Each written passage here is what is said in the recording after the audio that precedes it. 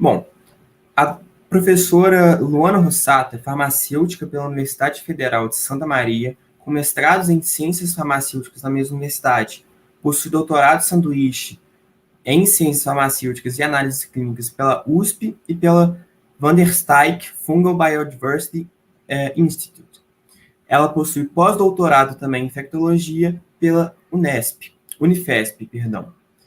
Atualmente, ela estuda temas relacionados à microbiologia. Recentemente, a Anvisa emitiu, no dia 7 de dezembro de 2020, um alerta sobre o primeiro caso no Brasil de Candida auris, um superfungo que possui letalidade de cerca de 40% em pacientes hospitalizados infectados. Esse caso é muito importante e levanta várias questões sobre saúde pública e sobre como que a gente pode controlar esse tipo de infecção no futuro e agora. Fiquem ligados na palestra que vem por aí. Obrigado. Olá, pessoal, tudo bem? Meu nome é Luana Rossato e eu vou falar um pouquinho para vocês hoje sobre a Candida auris no Brasil. E agora? Então, ao longo dessa apresentação, eu vou discutir um pouco com vocês, desde o surgimento da Candida auris, o quanto ela tem se disseminado ao redor do mundo e como nós, enquanto pesquisadores da microbiologia básica, podemos atuar para que pesquisas novas sejam desenvolvidas e que a gente evite e consiga contornar vários dos problemas apresentados por ela, certo? Então, como vocês devem ter acompanhado, recentemente, várias notícias surgiram sobre a Candida auris, especialmente porque aqui no Brasil nós tivemos o primeiro caso detectado. Muito antes disso, já nos Estados Unidos, outros países da Europa, a Ásia, já tinham descrito a presença da Candida auris em muitos dos seus hospitais. Muito nos surpreendia o porquê nós ainda não tínhamos detectados Candida auris aqui no Brasil. E ao longo dessa apresentação, a gente vai conseguir entender um pouco o porquê dos motivos em que possivelmente a gente demorou tanto a ter o primeiro relato de Candida auris quando comparado a outros países como Estados Unidos e outros países da Europa e Ásia. Então, a grande pergunta é, por que a Candida auris ela se tornou tão popular? Porque antes da chegada, né, da detecção, na verdade, da Candida auris aqui no Brasil, a Candida auris era reportada em diferentes locais do mundo. E por que ela se tornou tão popular? Porque comumente a gente fala que ela é uma levedura que quer ser uma bactéria. Mas como assim? Na verdade, a Candida auris, ela é um fungo que tem características muito parecidas com as bactérias que são multiresistentes, que estão presentes nos hospitais, que têm causado surtos, que são as conhecidas superbactérias. Então, por isso que nós falamos que a Candida auris, ela tem essa popularidade toda, porque na verdade é uma levedura que quer ser uma bactéria, já que ela apresenta características em comum com as bactérias que comumente causam surtos nos hospitais. Além disso, nós temos vários desafios relacionados à Candida auris. E ao longo dessa apresentação eu vou falar um pouco sobre eles. Começando pela dificuldade diagnóstica. Nós hoje não temos equipamentos laboratoriais e conhecimento técnico suficiente para realizar o diagnóstico da Candida auris. Então, comumente, ela é confundida com outras espécies de Cândida. Uma outra característica da Candida auris é a sua capacidade de persistir no ambiente. Diferentemente de outros micro-organismos fúngicos, ela tem a capacidade de persistir, seja na superfície hospitalar, seja como um colonizante. Essa capacidade de persistir, ela pode causar surtos em vários locais. Então, essa é uma característica importante da Candida auris que não é observada com outras leveduras, que é a sua capacidade de gerar surtos. E, por último, nós temos a multiresistência, que nós vamos falar um pouquinho mais sobre ela nos próximos slides. Somado a isso, nós temos um problema muito grande, que é os altos custos relacionados a essa infecção. Um estudo publicado em 2019 mostra que no primeiro ano de uma infecção por Candida auris, estima-se um custo de 1 bilhão de libras. Então, convertendo isso para reais, vocês podem observar que é um custo elevadíssimo. Esse custo, ele está associado ao tempo prolongado de internação, ao uso de antifúngicos, como as equinocandinas, que apresentam um custo elevado, e fora todas as outras tentativas de controle dessa infecção no ambiente hospitalar, dada a característica do micro-organismo de permanecer na superfície ao redor ou próximo do paciente infectado. Além disso, custos adicionais nos anos subsequentes são estimados em cerca de 58 mil libras. Então, isso é um custo extremamente elevado associado à infecção por Candida auris. Hoje, no mundo, essa é a distribuição global dos casos de Candida auris. Como nós podemos observar, os países pintados na cor azul são aqueles países que tiveram múltiplos casos de Candida auris. Todos os países, né, pintados com chanfrado, eles são casos relacionados à permanência em serviços de saúde. E nos países pintados com a cor verde claro, são os países nos quais tem casos únicos de Candida auris reportado até o momento. Então, essa é o mapa que foi extraído do CDC no dia 13, com os últimos dados, né, os dados atualizados no dia 13 de janeiro de 2021. Lembrando que hoje esse cenário pode ser um pouco diferente, mas que nós não temos ainda essa representação gráfica. Mas a Candida auris, ela é a mesma, o mesmo isolado, ele é encontrado nos diferentes países? Não, na verdade, a Candida auris, ela emergiu praticamente ao mesmo tempo em diferentes países. E hoje ela é dividida em diferentes clados. Nós temos o clado sul-asiático, o clado sul-africano, o clado do leste asiático e o clado sul-americano. E acredita-se aí num quinto clado, que seria o clado relacionado ao Irã. O que a gente sabe é que são mais ou menos diferenças de 20 mil a 120 mil SNPs entre esses diferentes clados e menores que 70 SNPs dentro do mesmo clado. Essas diferenças são importantes porque elas impactam um pouco em termos de virulência entre esses diferentes clados, bem como patogenicidade e também resistência antifúngica. Mas como ocorreu essa disseminação e essa emergência de Candida auris? Então, hoje, como se nós fôssemos fazer um comparativo entre o coronavírus, né, que a gente tem ouvido muito falar, o coronavírus, ele estima-se que ele surgiu, né, na China, e a partir daí ele se espalhou.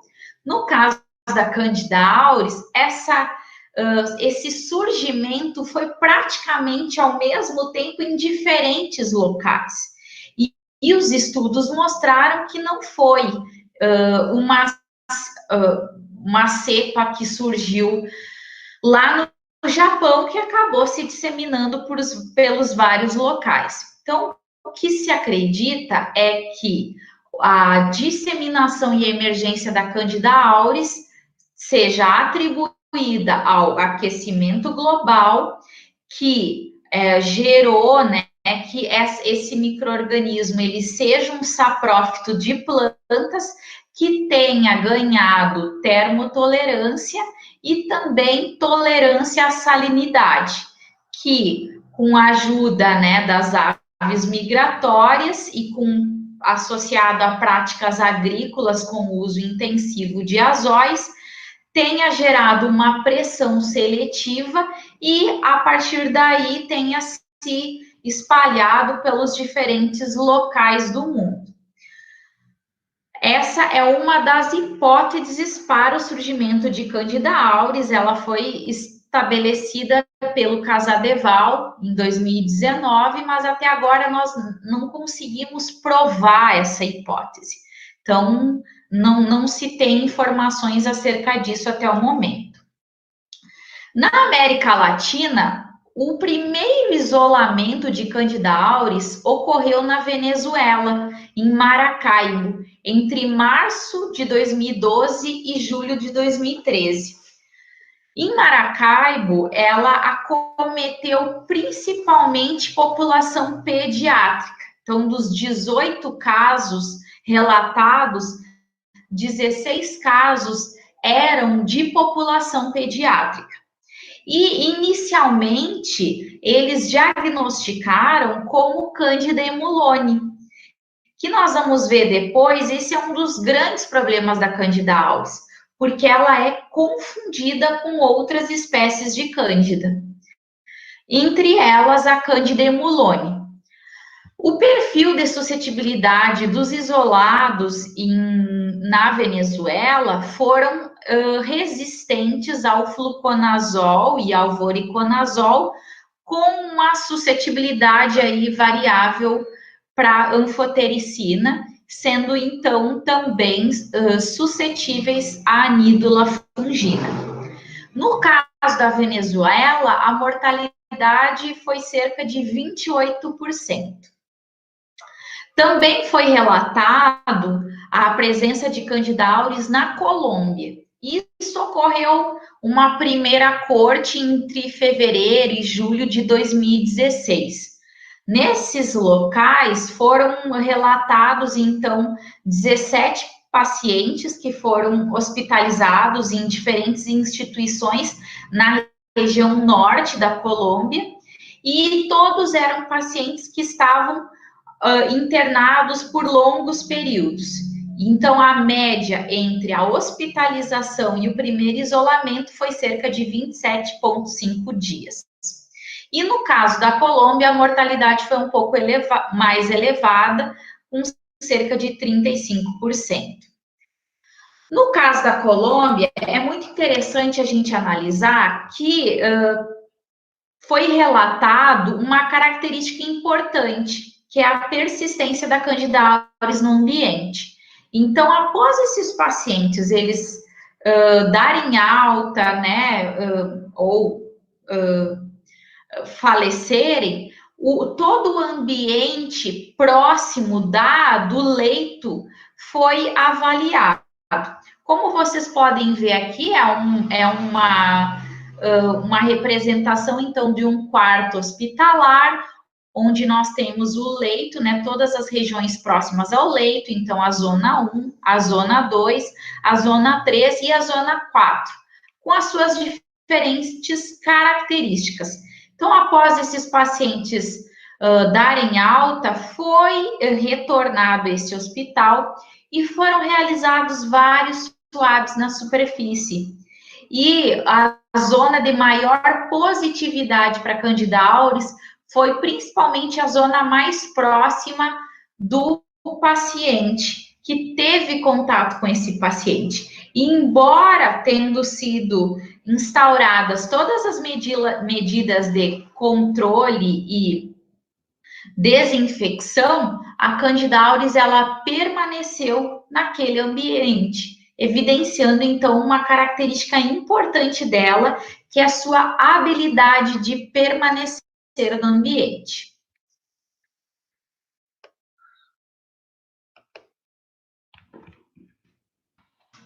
Mas no Brasil, né? No Brasil foi relatado, então, em dezembro de 2020, a presença de Candida auris, né, como um agente colonizante da ponta de um catéter de um paciente com Covid na Bahia.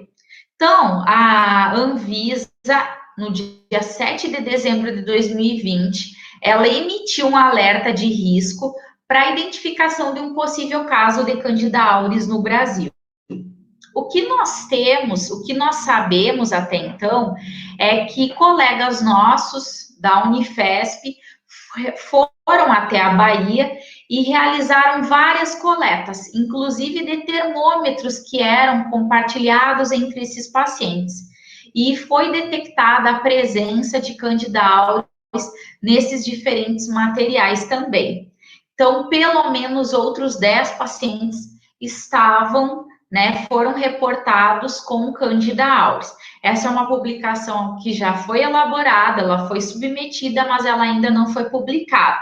Então, para quem quiser ter maiores detalhes sobre esse alerta de risco, eu deixei o link aqui embaixo e vocês podem consultar com calma e ler com detalhes esse comunicado de risco da Anvisa, que traz todos os protocolos para a conduta em casos suspeitos de Candida auris. Mas, voltando um pouquinho para a nossa pesquisa básica, é importante para que a gente faça e realize pesquisa básica na microbiologia com Candida auris, compreender as características dela. Então, no agar cromogênico convencional, ela é muito confundida e facilmente confundida com Candida glabrata, porque ambas crescem de forma semelhante. Hoje, já existe um meio comercial que é o Cromo Agar Candida Plus, que mostra, então, a Candida auris com essa característica que vocês podem observar aí na imagem. Ela é esbranquiçada com um halo azulado. Isso, então, facilita o diagnóstico laboratorial de Candida auris. Outra característica micromorfológica da Candida auris bastante importante é que a Candida auris, diferentemente da Candida albicans, que forma pseudo-hifas, a Candida auris, ela forma hifas rudimentares, somente em determinadas condições. Por exemplo, formação de biofilmes, pode ser observado algumas hifas rudimentares, alta concentração de salinidade. Então, uma característica micromorfológica da Candida auris é essa formação de hifas rudimentares. Quando a gente compara a Candida auris e a Candida albicans como um agente colonizante de pele, nesse caso eles usaram um modelo de pele porcina, a gente consegue ver algumas diferenças. Então, a Candida albicans, ela filamenta muito mais do que a Candida auris, que se mantém na forma, aí, então, de blastoconídeos. Outra característica importante da Candida auris é a sua termotolerância, sua capacidade de crescer a 42 graus. Então, se nós tivermos alguma dúvida no laboratório, se nós estamos trabalhando com Candida auris ou não, uma das alternativas é colocar a altas temperaturas, embora nós sabemos que tem outras espécies de Cândida que também apresentam essa característica de crescer a altas temperaturas. Mas a Candida auris, ela é muito característico essa habilidade de crescer a altas temperaturas e crescer também em altas concentrações salinas. Então, a gente pode usar um meio líquido Saburô, por exemplo, com 10% de cloreto de sódio e observar se há o crescimento ou não. Então, a Candida auris, ela tem também essa característica básica para crescimento nessas condições. Outra característica importante, que é bastante relacionada à pesquisa básica e que implica na clínica, é a capacidade de formar agregados ou não agregados. Essa é uma outra característica da Candida auris, que é variável entre os diferentes clados. Por exemplo, o clado sul-africano, ele apresenta essas formas agregativas, como a gente pode observar aí na imagem. Nós temos as formas não agregativas e as formas agregativas. Isso impacta em patogenicidade, já que as formas agregativas, representadas pela cor azul no gráfico, elas matam menos do que as formas não agregativas, que está representado pela cor vermelha. Isso é muito importante conhecer, então, essas características básicas e como isso se transpõe para a clínica. Outra questão interessante é que essa forma agregativa, né, essa forma agregativa, ela é mais resistente ao tratamento antifúngico. E acredita-se que uma pré-exposição a azólicos causa essa agregação e, consequentemente, uma maior resistência ao tratamento antifúngico. Com relação à população de risco, quem é acometido por Candida auris? Bom, a população de risco, em geral, são aqueles pacientes que estão internados por longos períodos, que realizaram cirurgias de grande porte, que são pacientes que têm outras, que são fatores usam catéter venoso central. Então, é uma população que está doente por longos períodos e internada nos hospitais. Essa é a população que é de risco e que possivelmente vai ser acometida pela Candida auris. Com relação às taxas de mortalidade, todos os grandes epidemias e surtos que ocorreram ao redor do mundo revelam que a taxa de mortalidade é bastante variável. Isso vai depender da população acometida, se é uma população pediátrica, se é uma população adulta. Isso vai variar de 30% a 60%, dependendo, então, da corte. Com relação ao diagnóstico, isso é muitíssimo interessante, já que todos os equipamentos que são comumente utilizados em ambiente hospitalar para diagnóstico, como o Vitek, Microscan, Fênix, API, Auxacolor, todos eles não conseguem identificar Candida auris. A Candida auris, nesses casos, é identificada principalmente como Candida emulone, como a gente pode ver no Vitek e também no Fênix. Ou também pode ser confundida até com Rhodotórula, que para quem trabalha aí com levedura sabe que a Rhodotórula tem um pigmento alaranjado bem evidente. Então, tem um diagnóstico bastante errôneo.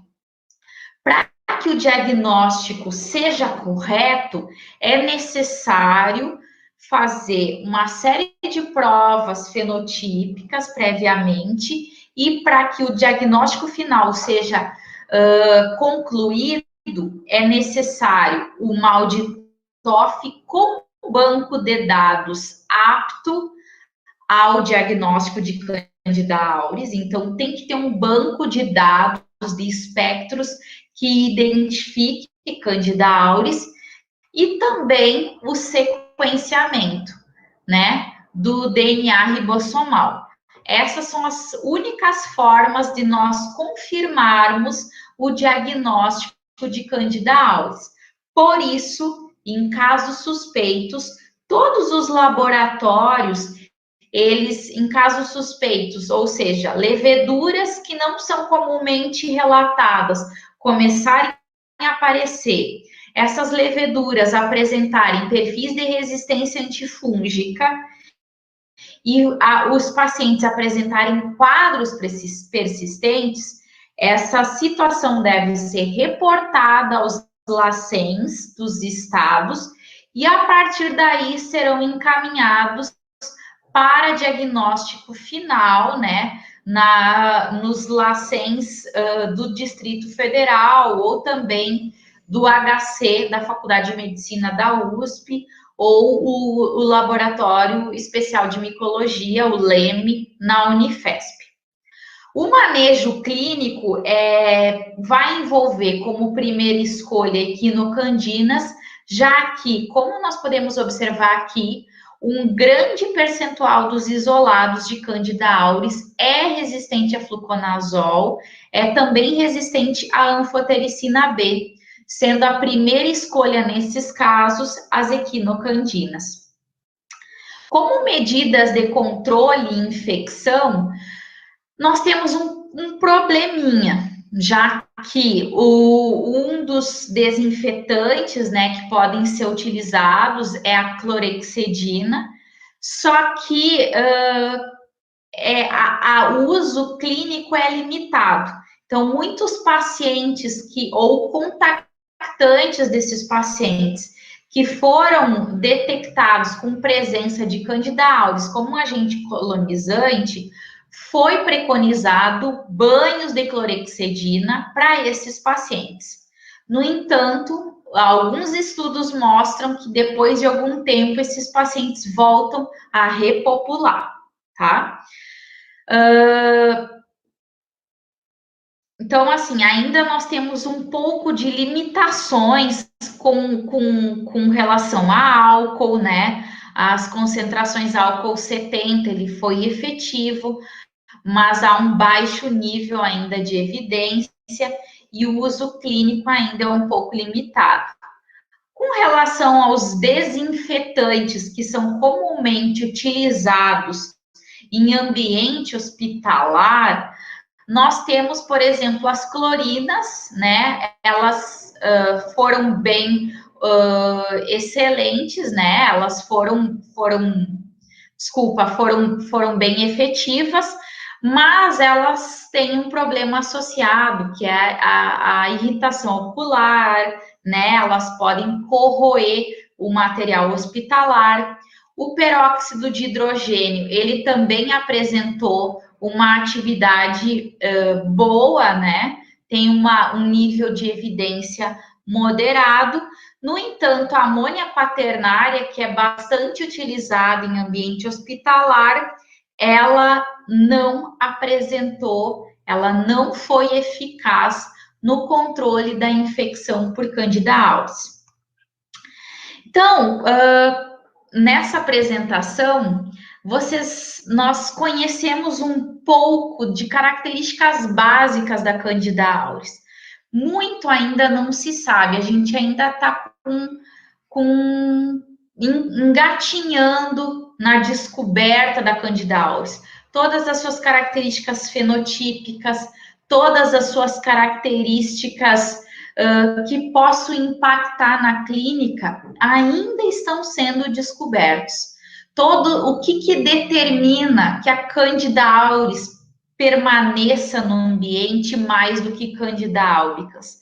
Talvez estudos de virulência, como formação de biofilme desses isolados, composição de parede de Candida auris, né, da parede celular da Candida auris, possam nos dar indícios de como nós podemos combater, como nós podemos reposicionar fármacos, como nós podemos atuar na descoberta de novos agentes antissépticos que combatam a esse micro-organismo. Então, a pergunta que eu deixo é: vamos juntos evitar uma nova pandemia?